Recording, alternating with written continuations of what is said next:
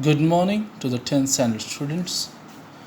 We are going to learn the second chapter of defense studies, that is internal security.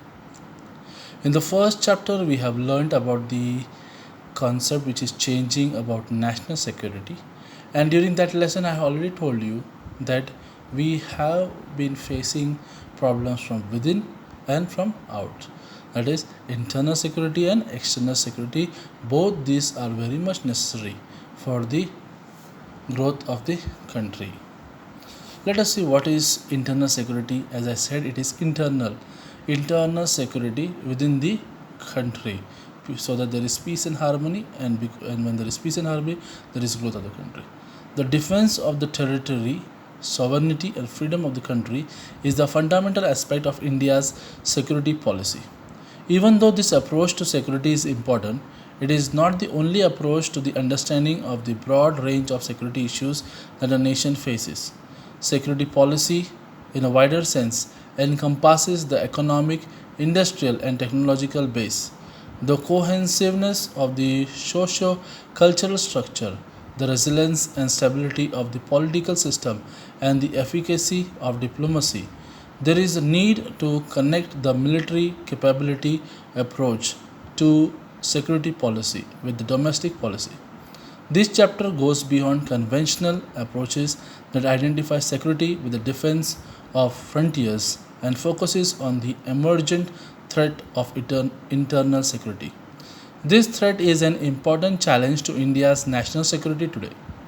The UN High Level Panel on Threats, Challenges and Changes argues that today's threats recognize no national boundaries but are connected and must be addressed at the global, regional, and national levels. It identifies areas of threats with which the world must be concerned. Yes, as they have said that there is no boundary for the threats. Okay, anyone can get threats from any place. There is no boundaries for threats. Economic and social threats, including poverty, infectious disease, and environmental degradation. Recently, we had Lebanon attack. Then we have this COVID-19, pandemic which we are facing. Interstate conflict, internal conflict, including civil war, genocide, and other large-scale atrocities. Nuclear, radiological, chemical, and biological weapons. That is what is called pandemic. Biological weapon, that is virus, and terrorism. Some internal security threats to India. This section would now focus on the following threats to India's internal security: cross-border terrorism in Jammu and Kashmir, left-wing extremism in certain areas, terrorism, cross-border terrorism in the northeastern region of India. The first point which we are going to deal with in this lesson is Jammu and Kashmir. The state of Jammu and Kashmir consists of three regions, that is Ladakh, Jammu and Kashmir. The state shares borders with Pakistan, Afghanistan, and China, thus making it a very important state of the Indian Union.